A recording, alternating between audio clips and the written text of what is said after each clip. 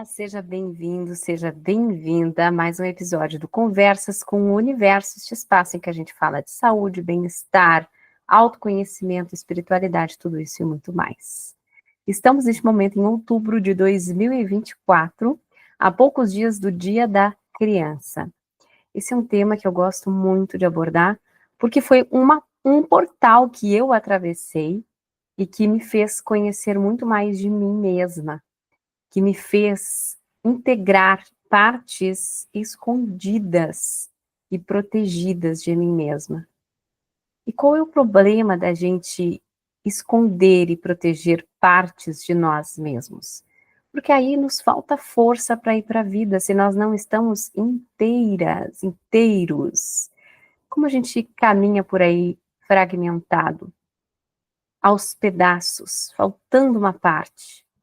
Que graça tem jogar um jogo se está faltando uma peça? Como que eu vou completar um quebra-cabeça se eu escondi algumas das peças que são importantes para completar aquela imagem? Mas é o que a gente faz ao longo da vida, né? A gente, para se proteger, esconde pedaços de nós. Pedaços que foram feridos lá atrás, ou que ainda estão feridos, e a gente entende, numa ilusão, que escondendo essas partes de nós, evitaremos ser feridos novamente. E a criança interior é uma dessas partes.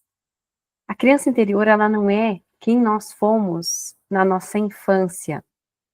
A criança interior é como um fragmento da nossa alma, um pedaço de nós, um membro importante do nosso ser.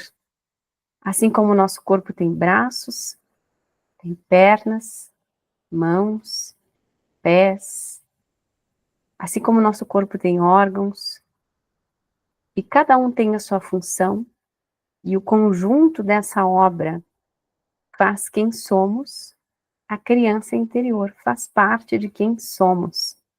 É como um repositório de qualidades, de informações, de habilidades, de talentos. Afinal de contas, é na nossa infância que a gente brinca, é na nossa infância que a gente consegue rir por pequenas coisas. É na nossa infância que a gente consegue se encantar com uma borboletinha, se surpreender com uma joaninha, se assustar quando um adulto aparece de repente e dar risada logo depois. É na nossa infância que a gente cria amigos imaginários, universos paralelos. É na nossa infância que a gente é capaz de sonhar, sonhar alto, sem limites.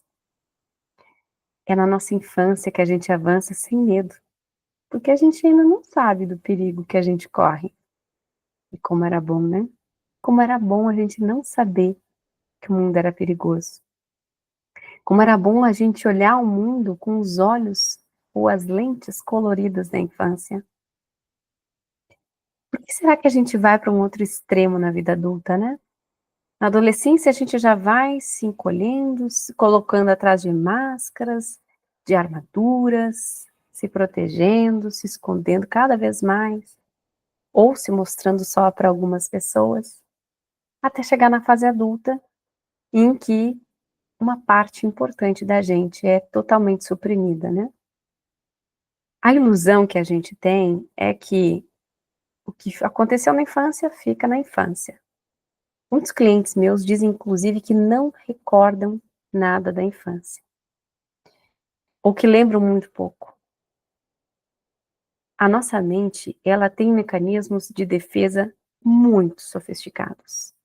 Então, aquilo que nos frustrou, nos magoou, nos deixou com medo, tudo aquilo que nos traumatizou, pode sim ser esquecido. Não perdido, porque permanece dentro de nós.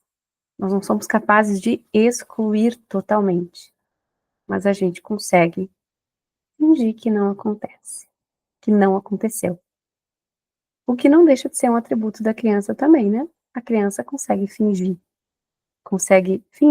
que é uma rainha, uma fada, um cavaleiro, um mago, não é?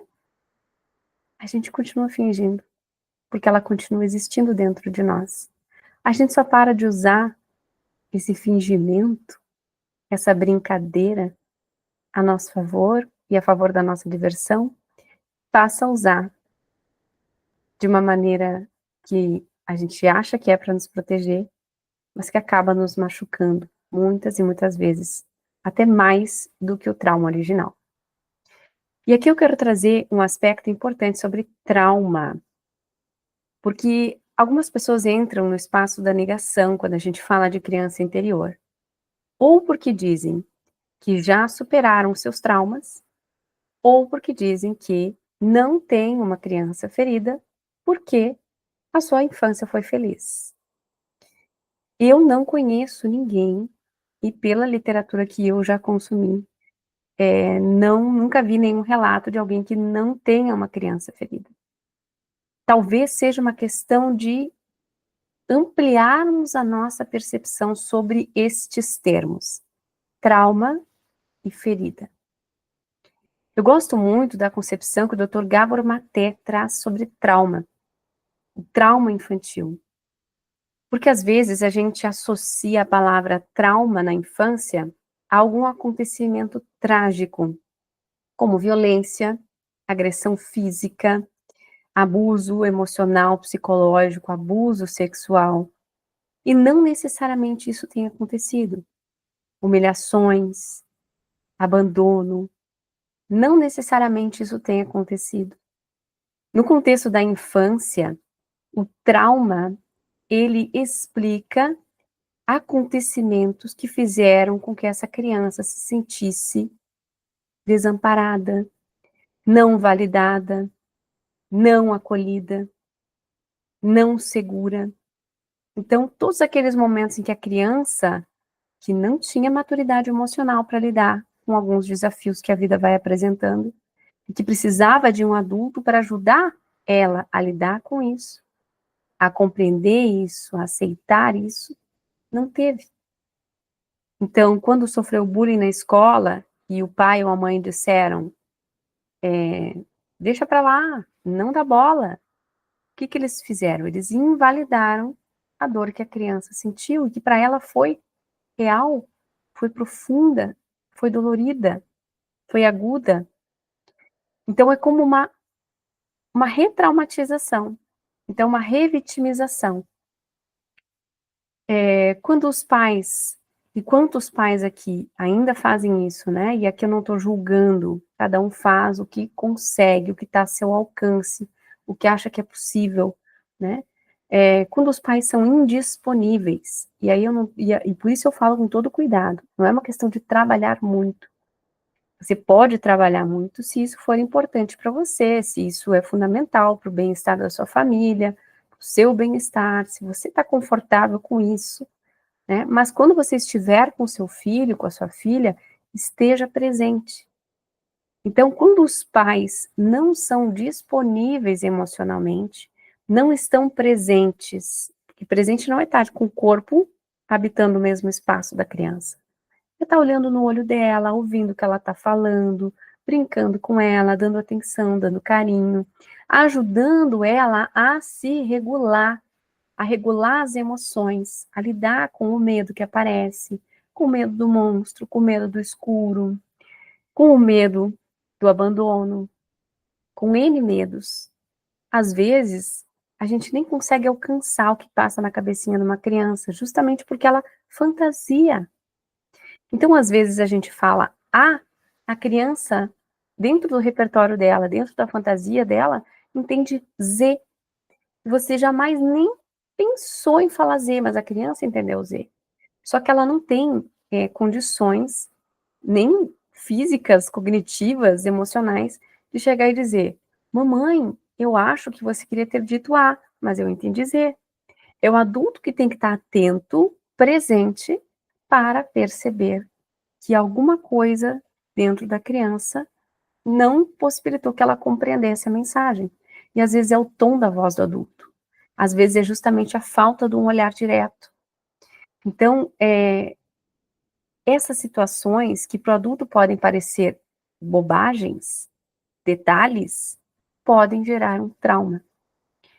E o trauma, mais uma vez eu reforço, a gente não necessariamente precisa ter um evento traumático na concepção que a gente costuma ter dessa palavra. Não precisa necessariamente ter uma agressão física, ter uma agressão psíquica, algum tipo de abuso, né, para marcar um trauma. A criança, ela é traumatizada quando ela não consegue lidar com alguma situação. Quando ela tem uma percepção negativa de algo e não há um adulto para acalmar esse coraçãozinho. Porque a criança, a gente às vezes esquece que a criança vem ao mundo como uma página em branco. E quem coloca as primeiras informações naquela página? São os adultos, os pais, os cuidadores, os professores, a família, os vizinhos, os amigos da família. Então, são eles que vão formando aquilo ali. Enquanto essa página, esse repertório de informação que permitem a criança compreender como que funciona o mundo, como que funcionam as relações, enquanto isso está em formação, a criança ainda não tem autonomia e nem habilidades e nem inteligência para compreender determinadas situações. Então, todas as reações que ela vai ter serão baseadas na imaturidade emocional dela, né? Na imaturidade cognitiva dela, na falta de experiência dela.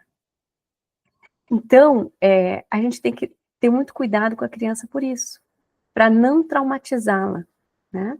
E, eventualmente, a gente vai traumatizar. Isso é, de certa forma, inevitável. Os pais não fazem de propósito, né? Depois que a gente trabalha muito com essa questão de criança interior, a gente começa a entender que o adulto cuidador, ele fez o melhor que ele pôde com o repertório que ele tinha, com as condições que ele tinha, com os recursos que ele tinha. Né? Muitas vezes o adulto não se entende, não consegue se regular, não consegue lidar com as suas emoções. Como é que ele vai ensinar uma criança a fazer isso?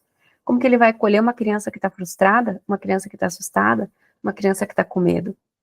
Então, por isso, que é importante a gente trazer essa outra visão sobre a palavra trauma e sobre a palavra, o termo, né, a expressão criança ferida, para nos despirmos de ranço, de pré-julgamento, de barreiras que a gente vai levantando e vai dizendo, não, isso não é problema meu, eu não tenho esse problema. Né? Se a gente admite que sim, todos éramos folhas em branco e não tínhamos o menor recurso para lidar com frustração, com medo, com a fantasia de que os pais iam abandonar, de que os pais não a amavam, com algumas manifestações que foram interpretadas mesmo como falta de amor, ou como raiva, como rejeição, como humilhação, como abandono afetivo, né? Então, a criança, ela não tinha condições de fazer diferente. E os adultos, muitas vezes, também não tinham. Então, é quase que inevitável. Não, de fato, é inevitável que uma criança seja ferida. Talvez um dia, se o mundo evoluir muito, nós sejamos outro tipo de adultos, né? Maduros emocionalmente. Por isso que olhar para a nossa criança interior é fundamental também para que nós deixemos um legado diferente para as próximas gerações.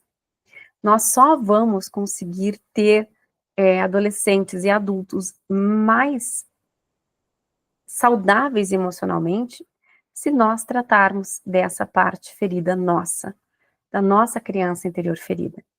Só assim a gente consegue fazer esse exercício de empatia e entender e perceber quando a criança pode ter tido uma percepção diferente, uma interpretação diferente de algo que você falou. Estar presente, manifestar amor, manifestar carinho, reforçar para essa criança o quanto ela é amada, o quanto ela é querida, o quanto ela é importante, o quanto o que ela sente importa para nós. Isso é fundamental.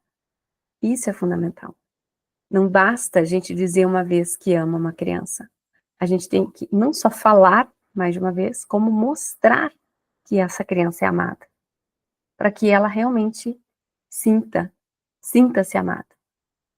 Então, cuidar da nossa criança interior não é algo que a gente faz só por nós. A gente faz pelos nossos filhos. E mesmo que você não venha a ter filhos, você vai lidar com pessoas mais jovens. você vai lidar com outros adultos que possuem crianças feridas. Então, a gente traz leveza e muito mais saúde emocional para as nossas relações quando a gente compreende que todos nós temos uma criança interior ferida. Eu costumo dizer para os meus clientes, quando eles estão com algum desafio em alguma das relações, né, que alguma pessoa está tirando elas do sério, olha para essa criança, essa pessoa como uma criança. Quando ela está lá xingando, botando o dedo, apontando o dedo para você, né, dando aquele piti, gritando com você, olha para ela como uma criança. Imagina uma versão dela com 4, 5 anos, 6 anos, 7 anos. Você não vai ficar bravo. Você não tem como se desalinhar, se irritar. Né? Você pode até ficar meio desconfortável, claro, mas você vai compreender que ali tem uma criança ferida. E que esse adulto que abriga essa criança ferida, provavelmente ainda não tem consciência dessa criança. E tomar consciência é só um passo importantíssimo. Mas esse trabalho de cura, ele não termina aí. E aí é outro conceito, né, que em outros episódios aqui do podcast a gente já falou também, que o conceito de cura, ele também precisa ser ampliado. Porque quando a gente fala da medicina tradicional, da ciência, por exemplo, cura é quando você elimina os sintomas, não é? Você está com uma virose, você faz um tratamento indicado por um médico habilitado, certificado, né? E elimina os sintomas. Parou de manifestar a doença, está curado, né? Leigamente falando, né, gente? Eu não sou da área da saúde. Então, quando a gente fala de processos emocionais, e principalmente espirituais, que estão nesse campo sutil, que não é tátil, que não é material, que a gente não pode pegar, a cura, ela funciona de uma maneira diferente. É porque ela passa por uma administração dos sintomas. Os sintomas não desaparecem totalmente. As crises de um abalo emocional, provocadas por uma situação traumática, provocadas por uma criança interior ferida, essas crises, elas tendem a se espaçar na medida em que a gente vai olhando para isso, que a gente vai trabalhando isso. Elas tendem a ter uma menor intensidade. Então, elas ficam menos agudas, menos doloridas. Isso não significa que, eventualmente, algo não seja um gatilho que vai desencadear uma crise mais violenta, mesmo depois de um período de uma amenização dessa intensidade. Por isso que a cura emocional, desses processos sutis, desse campo sutil, ela não é linear. Portanto, a gente não tem como prescrever um tratamento, né? Mesmo se você faz terapia com psicólogo, né? Eu também não sou psicóloga, mas eu sou paciente de psicoterapia. Então, eu sei que não funciona de uma forma linear.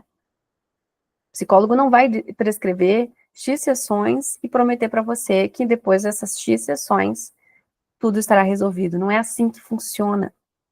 E é por isso, talvez, que muita gente não faça terapia, né? Porque a gente não tem como tomar um antibiótico por 10 dias e ter a certeza de que vai passar aquela dor.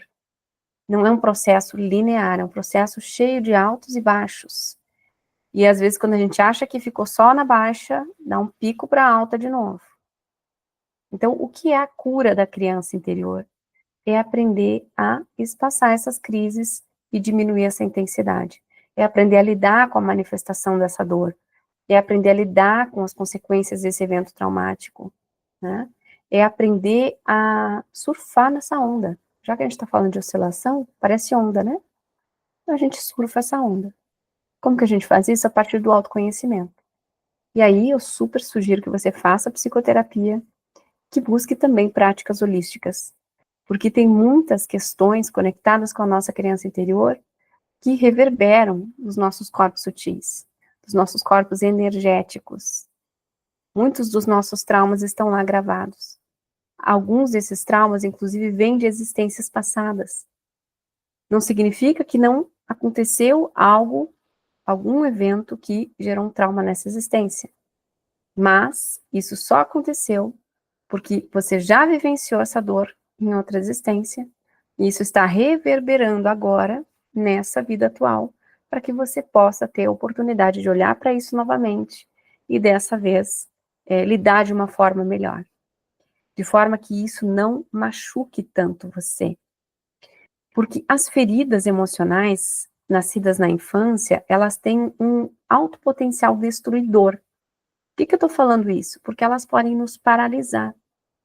Eu já vivenciei crises muito violentas e mesmo depois de tantos anos cuidando da minha criança, eu ainda vivencio crises que me paralisam, que me fazem querer desistir do meu trabalho, que me fazem querer desistir das redes sociais, que me fazem ir para um lugar de eu preciso me esconder. Então, no meu caso, por exemplo, uma das minhas feridas que eu já identifiquei é a ferida da rejeição. Eu me senti rejeitada. Significa que eu fui rejeitada? Não necessariamente. Eu me senti rejeitada. E quando a gente tem a ferida da rejeição, a gente tem tanto medo de ser rejeitado que a gente tende a escapar de situações que podem gerar essa dor novamente. Então, a máscara que a gente usa para se proteger dessa dor é a do escapista. Então, por isso que me dá vontade de desistir. Então, quando eu sinto instintivamente, quando eu sinto risco de ser rejeitada, quando algo aconteceu em algum contexto, alguma pessoa falou algo que acendeu um alerta interno de que talvez eu venha a ser rejeitada, o que eu faço? Eu escapo, eu fujo, eu saio de cena para evitar sofrer a dor da rejeição de novo. Então, por que eu digo que o primeiro passo é identificar qual é a ferida, ou quais são as feridas, né? Porque a gente tem mais de uma ferida. Então, quais são as feridas? Como que elas funcionam? Como que isso se manifesta no meu dia a dia, né? Como assim eu escapo, né? Então, procure ajuda para você entender melhor como que funciona esses mecanismos internos de defesa a essas feridas, para que você comece a identificar prontamente. Ó, estou me sentindo assim de novo. Estou com vontade de desistir de novo. O que foi que aconteceu? E aí você começa a fazer uma revisão. O que foi gatilho? O que desencadeou esse medo da rejeição mais uma vez? Por que eu entrei nesse espaço de sofrimento? E aí o que a gente faz para ajudar essa criança interior? Que, em última instância, é para nos ajudar, né? Não é uma parte separada, ela faz parte de nós. Então, a partir do momento em que eu consigo identificar, entrei em sofrimento por causa desta situação que engatilhou a ferida, eu posso começar a cuidar dessa ferida. E aí a gente faz analogia com a medicina de novo, a gente vai fazer uma sutura, vai limpar o ferimento, vai fazer pontos, vai fazer um curativo, né? Emocionalmente falando, a gente vai usar recursos emocionais para diminuir aquela dor. Só que a diferença aqui é que essa ferida talvez nunca desapareça. As crises, lembra, vão ficando mais espaçadas, com menor intensidade, mas de alguma forma aquilo ali vai estar sempre ali, né? A gente vai ter que trabalhar muito tempo, né? Muitos anos para a gente conseguir conviver melhor com essa dor. Então, qual é a origem do trauma? Segundo o Dr. Gabor Maté, lembra que eu falei? É quando a criança se sentiu desassistida, quando ela sentiu que a dor dela estava sendo invalidada, quando ela se sentiu insegura, quando ela sentiu que não tinha ninguém ali para dar amparo para ela, para ajudar ela a lidar com aquele sentimento. Então, o que a gente faz para acalmar essa ferida? Como que a gente faz o curativo da ferida emocional? Depois que a gente identifica que entrou num lugar de sofrimento, a gente dá para essa criança interior aquilo que faltou lá atrás. Então, se eu me sentir rejeitada, o que eu posso fazer para me sentir amada?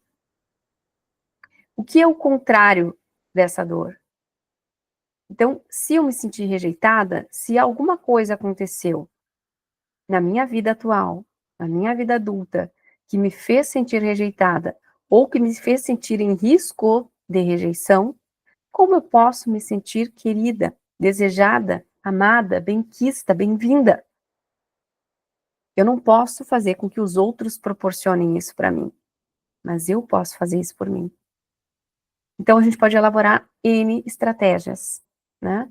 Que pode ser desde uma carta que você vai deixar escrita para si mesma, para lembrar todos os motivos pelos quais você tem valor, você é importante, a diferença que você faz no mundo, na vida das pessoas mais próximas, as conquistas que você já teve. Pode ser olhar fotos antigas, imagens de alguma situação importante, de uma formatura, do seu casamento, de uma viagem que proporcionou muito prazer, que representou uma conquista. Enfim, você vai ter que encontrar essas chaves, né? Esses caminhos, esses recursos emocionais. E eu digo recursos porque é importante a gente ter mais de um. Vai ter dias que vai funcionar ler a carta que você deixou escrita para você, para esses momentos de crise. Vai ter dias que a dor vai estar tão aguda que não vai funcionar. Então, o que que eu posso fazer? Eu vou pedir um colo, eu vou marcar uma sessão extra de terapia, eu vou buscar um reiki, eu vou buscar um atendimento de uma mesa radiônica, eu vou buscar alguma coisa, algum recurso, algum bote de salvação que me ajude a sair desse lugar, né? E sair desse lugar eu também uso com cuidado. Por quê? O trauma, ele aconteceu justamente porque nós não conseguimos lidar com aquilo. Com aquela sensação de abandono, de rejeição, de humilhação, de desamparo afetivo, de injustiça, de traição, de invalidação, tá? Então, é porque a gente não conseguiu sentir aquilo, elaborar aquilo, digerir aquilo. Então, sair desse lugar de dor e sofrimento é sair da crise, do pico agudo que nos faz querer ficar em posição fetal, chorando, longe de todo mundo. Porque isso não é produtivo. Concorda comigo? Quem quer ficar nesse lugar de dor? A criança interior às vezes quer ficar. Porque ela tem a ilusão de que se ela ficar jogada no chão fazendo birra, sapateando, gritando, chorando, o adulto vai dar atenção. Talvez porque isso um dia funcionou na infância dela. Então ela fica nesse lugar agudo de dor. Porque ela tem o ganho secundário, que é a ilusão de que alguém vai vir salvá-la. E agora não, agora nós somos adultos. Então nós é que temos que ir atrás dos recursos que vão aliviar essa dor. Então, sair desse lugar é a gente não ficar chafurdando na lama, mergulhando nessa piscina de lama.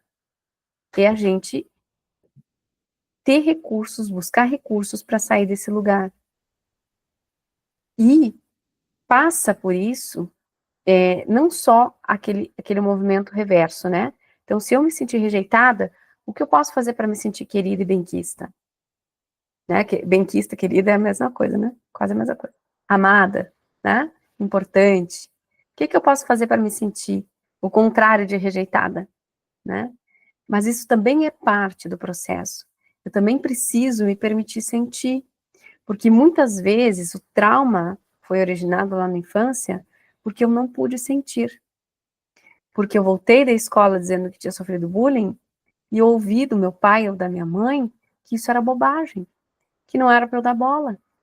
Como se o meu sentimento não tivesse importância, não tivesse valor. E o que eu, como criança, entendi? Que eu tinha que sufocar aquilo, que eu tinha que esconder, que eu tinha que guardar numa caixinha, que eu não podia sentir. Quando eu fiquei frustrada, porque eu queria uma boneca, e os meus pais não me deram uma boneca, e eu tive um ataque de fúria, gritei, e chorei, e sapateei, e depois disso eu apanhei, o que que eu aprendi? Como eu aprendi a lidar com a raiva? Eu não posso sentir raiva, porque se eu sentir raiva, eu vou apanhar. Então eu não aprendi a sentir raiva. Eu não permiti que a raiva fosse expressada. Quando eu estava triste, porque eu era uma criança, eu queria brincar, e eu estava num evento chato de adultos, estava entediada, não tinha nenhuma criança para brincar comigo, e eu estava com uma cara feia, triste, num canto, e a minha mãe me puxou pela orelha e me xingou e me botou de castigo e disse que era muito feio o que eu estava fazendo, porque eu não tinha que ficar com aquela cara, que eu tinha que sorrir para as pessoas. O que que eu aprendi? Que se eu manifestasse a minha tristeza, eu seria punida, eu seria castigada. Então, o trauma, ele foi gerado muitas vezes pela invalidação dos nossos sentimentos. Então, eu não pude sentir, eu não pude permitir que aquilo que eu estava sentindo fosse extravasado. E isso, às vezes, é tudo que a gente precisa fazer, é extravasar essa raiva, é extravasar essa tristeza, é extravasar essa frustração, para que ela flua, para que ela cumpra o seu papel, para que ela não fique aqui dentro como uma fera enjaulada. A gente excluir, ignorar, esconder uma coisa, não faz com que essa coisa desapareça. Muito pelo contrário, tende a causar um desequilíbrio que está muito longe do que a gente imaginava ou esperava para aquela situação. Porque aquela fera enjaulada, de alguma forma, vai dar um jeito de sair. E geralmente é com destruição, com potencial destruidor. E aí você se descontrola, e aí você é grosseiro com quem você ama, e aí você dá uma resposta atravessada para alguém que não tem nada a ver com a sua dor. Você machuca alguém que você ama, se arrepende. Você se machuca, fazendo coisas que você sabe que não são boas para você.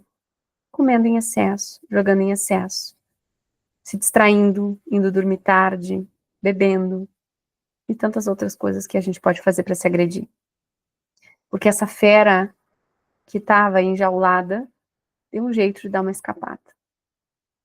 Então, enquanto a gente não se permite sentir, nós estamos sempre correndo o risco de vivenciar experiências com potencial destruidor, autodestruidor e ou destruidor dos outros.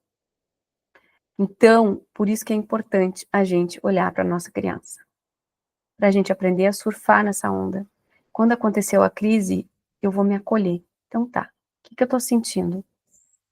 Respira fundo, vai fazer uma meditação. Inclusive, estou disponibilizando lá no canal do Spotify. Permita-se meditar, uma série de meditações guiadas, uma para cada uma das 5 feridas emocionais: humilhação, rejeição, abandono, injustiça e traição. Aprenda a identificar, peça ajuda, busque um terapeuta, né? Busque ler sobre isso, busque se reconhecer, identificar quais são as suas dores, como que elas se manifestam na sua vida, e aprenda a desenvolver recursos emocionais. E saiba aonde você vai buscar esses recursos. Quem são as pessoas-chave, os lugares-chave, as coisas-chave que vão ajudar você a processar essa dor, a permitir que esse sentimento seja vivenciado, que esse ciclo se complete, né, para que você consiga sair do pico agudo da dor e voltar para uma situação, se não estável, mais próxima de uma normalidade, mais próxima do conforto. E quando a gente consegue fazer todo esse processo, a gente começa a avançar para uma próxima etapa. O que eu posso aprender desses ciclos de dor, desses picos agudos de dor, dessas crises da minha criança interna? O que eu posso aprender com essa criança? Como eu posso nutrir essa criança de modo a evitar cada vez mais essas crises? Então, se a minha ferida é a ferida da rejeição, o que eu posso fazer por mim, no meu dia a dia, para nutrir essa criança? Para que ela se sinta amada, para que ela se sinta importante, para que ela se sinta querida. Então, eu, adulta, com experiência de vida, com recursos emocionais, com capacidade de analisar o cenário, de raciocinar, de pensar em alternativas, eu vou lidar com isso.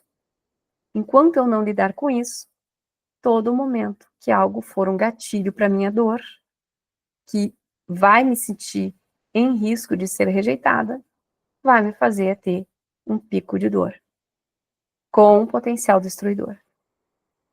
Então, quando a gente começa a cuidar da nossa criança interior, quando a gente começa a reconhecê-la, integrá-la, ou seja, me preocupar com ela todos os dias, e não só com aquele pico de dor, né? Integrar ela, fazer ela faz parte da minha vida, ela pertence, ela tem lugar, eu consigo dar lugar para essa criança, eu começo a acessar todos os atributos, dons, talentos, capacidades dessa criança. Eu consigo me reconectar com a minha capacidade imaginativa. Eu consigo me reconectar com a minha capacidade de sonhar. Eu consigo trazer mais leveza para os meus dias, o encantamento com a Joaninha. Eu consigo, de novo, relaxar e curtir as pequenas coisas da vida. Eu consigo me divertir mais. Por isso que eu digo que criança interior, ela não traz só dor, sofrimento. Ela também traz muita potência e habilidades que a gente precisa resgatar, que a gente deixou para trás. Então, seja lá o momento da sua vida em que você estiver ouvindo esse podcast, assistindo esse podcast, que pode ser ou não na véspera do Dia das Crianças, como este momento em que eu estou gravando, eu espero que toda essa reflexão tenha ressoado aí no seu coração, tenha ajudado você a refletir sobre quem é essa criança que está aí dentro, quais são as necessidades dela. Reconheça que ela existe, integre ela, pega ela pela mão e deixa ela participar da sua vida hoje. Deixa ela trazer toda a potência. E ela vai te ajudar a atravessar esses processos, esses picos de dor, e vai te ajudar a espaçar cada vez mais essas crises. Me segue lá no Instagram, @marcelapunkterapia. Me chama para a gente conversar, deixa o teu comentário aqui, me segue lá no Spotify, no Permita-se Meditar também. Tem vários exercícios de conexão com a criança interior, exercícios de cura, meditações de conexão com a criança interior. Começa a mergulhar nesse universo. Daqui a um mês, você vai desejar ter iniciado esse processo antes. Daqui a 6 meses, você vai dizer, que bom que eu comecei. Daqui a um ano, você vai dizer, uau, quanta transformação na minha vida. E eu posso ser um desses recursos para você. Se você sente que precisa de ajuda para cuidar da sua criança interior, me chama, vamos marcar um atendimento, porque no meu caldeirão de bruxa tem vários recursos que podem te auxiliar. Esse foi mais um episódio do Conversas com o Universo, temático sobre criança interior. Em breve, um novo episódio com um convidado ou sem convidado, mas sempre refletindo sobre autoconhecimento, expansão da consciência, saúde, bem-estar e tudo mais que for necessário para contribuir para a sua felicidade, para uma vida mais leve.